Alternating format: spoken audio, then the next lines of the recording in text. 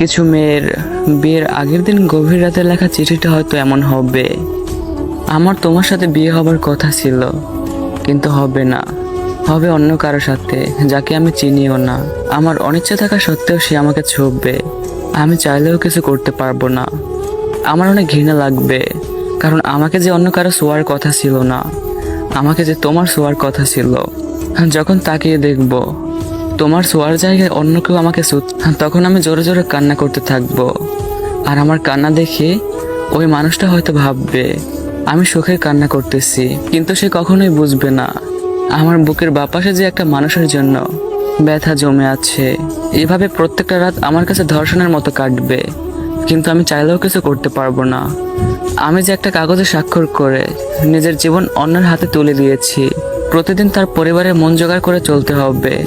কিন্তু আমি যে তোমার ফ্যামিলি নিয়ে স্বপ্ন দেখছিলাম, তাদের মন জয়ের স্বপ্ন দেখছিলাম, অথচ দেখো কিছুই হলো না।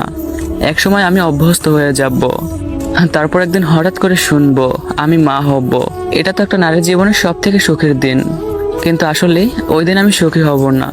চিৎকার করে কান্না করতে ইচ্ছে হবে, কারণ বাচ্চাটা যে আমার ভালোবাসার চিহ্ন না, তাও তাকে দুনিয়ায় আনতে হবে, কারণ ওর তো কোনো দোষ নেই। ও ভূমিষ্ঠ হবার পর ওর মুখের দিকে তাকিয়ে সবকিছু মেনে নিতে হবে। একসময় ওকে বড় করা, স্কুলে নিয়ে যাওয়া, ওকে মানুষের মতো মানুষ বানাতে গিয়ে কখন যে 50 পেরে চুল পাকতে শুরু হবে বুঝতেই পারবো না।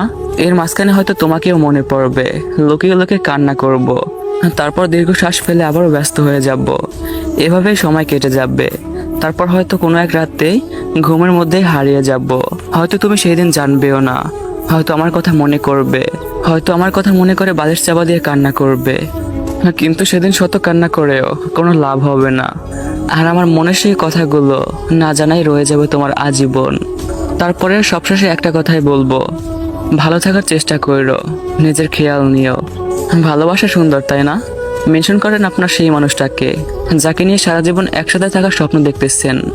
মেনশন দিয়ে তাকে জিজ্ঞেস করেন পরিস্থিতি যেমনই হোক না কেন সে কি আপনার হাতটা শক্ত করে ধরে রাখতে পারবে। আর ভাইয়াটাকে যদি হারাতে না চান, তাহলে চাইলে ভাইয়াটার এই আইডিটাকে ফলো করে রাখতে পারেন। ধন্যবাদ সবাইকে।